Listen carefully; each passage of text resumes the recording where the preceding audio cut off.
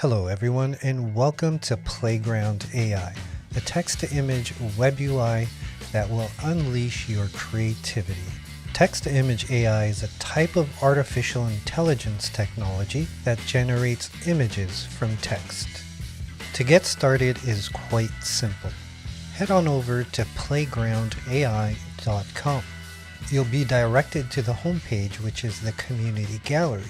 Here you could sift through various images here to either get inspiration, learn about the prompts, but we'll come back to this later.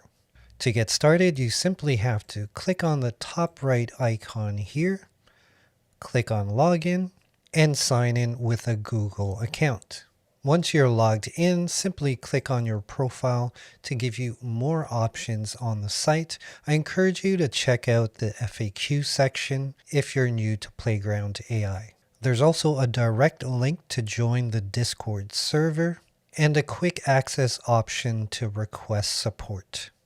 Now let's go ahead and click Create and start creating some images. What you see here is the user interface, and I'll explain all these settings as we create. On the left here is where you would enter a descriptive text of the image you want, known as a prompt. Personally, I like to start off with a simple format. The kind of image you want, it could be a painting, a drawing, a sketch, and what is your main subject or theme. You may also want to consider your environment. So to start off, we're going to try something very simple here, and I'm going to enter a cute and adorable chipmunk eating acorns. Now before we generate the images, let's go to the right side here. Under model, I'm currently using Stable Diffusion 1.5. Think of this as the base model to create your image. There are also options for Stable Diffusion 2.1, but if you're starting out, I encourage you to start with 1.5 for now. There's also an option for DALL-E 2 for an additional cost. For now, let's select Stable Diffusion 1.5. Just below we have our image dimensions. We'll leave it at 512 by 512 for now. And the rest of the settings we'll come back to as we progress with the image. But the one thing I do want you to check on is the private session. Otherwise, all the images you produce will be showing on the public homepage. Number of images, let's go for 4. All that's left to do is to click on Generate, and here are the rendered images based on the text that we inputted. Since we're here, I want to show you the column slider here. If you slide that to the right, you can select how many images that you want per row. As for the results, we have a cute and adorable chipmunk eating acorns. Well, kind of eating acorns. We have some on the ground here. This one seems to be having a beverage. As you can see, the images are fairly coherent and very photorealistic. But maybe you wanted something a little different, like a cartoon style. One of the benefits of Playground AI is that we have some built-in filters here that can change the look and style of your image.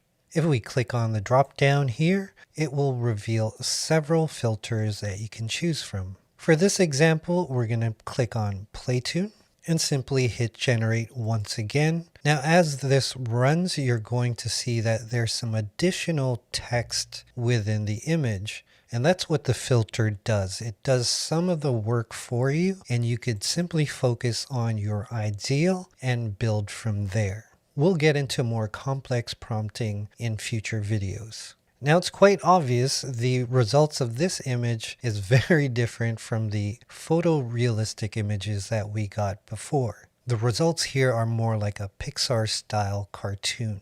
One thing to take note of, text-to-image AI is very random and not really consistent. So you will get varying results and even results that just don't come out just right. Like I think they were attempting to put glasses on this one. That didn't work out. We could simply delete this image from here by going to the bottom right to delete the image. This one's kind of cute. Now as cute as these are, I'm going to generate 4 more images because I'm looking for an image that I can work with that has a composition that I could build upon. The other thing I want to do is change the aspect ratio to 512 by 768. So I'm simply going to generate 4 more images here. Here are the first 2 images. As you see, they're not that great. We actually have acorns coming out of the side of this one.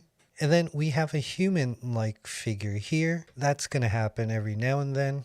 If we look at the other 2 here, much better results, but it definitely needs some work. You'll also notice that the proportions are off. The hands may be a little janky. The arms may be a little long. Just know that's very normal. But the one thing that can help this is the use of negative prompts. If we go to the left here, you'll see this option, remove from image. We can click on that, and then we can enter in things we don't want in the image. For example, deformed limbs, double heads, long necks, extra arms, extra legs. You get my point. I'll leave a link in the description below to a Google Doc where you can basically copy and paste common negative prompts that I personally use. Keep in mind this will not prevent the deformities, but it will help minimize them. There's a couple things we can do here. We can experiment with the advanced options here. We click on here, we see an option for sampler.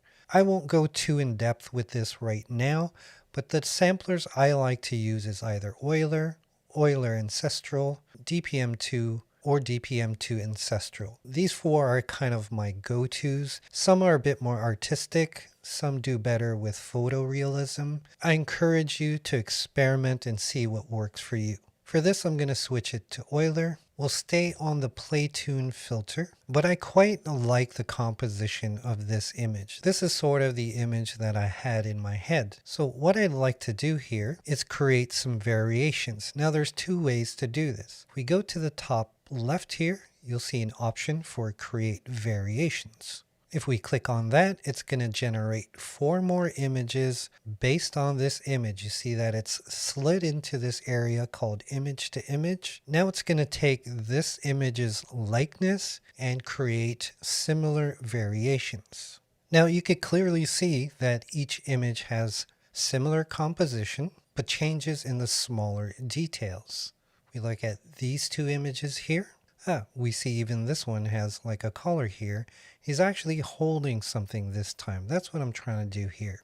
Let's quickly talk about image strength. If I slide this to the left and make the number lower, we'll make this 10. The variations will be more creative.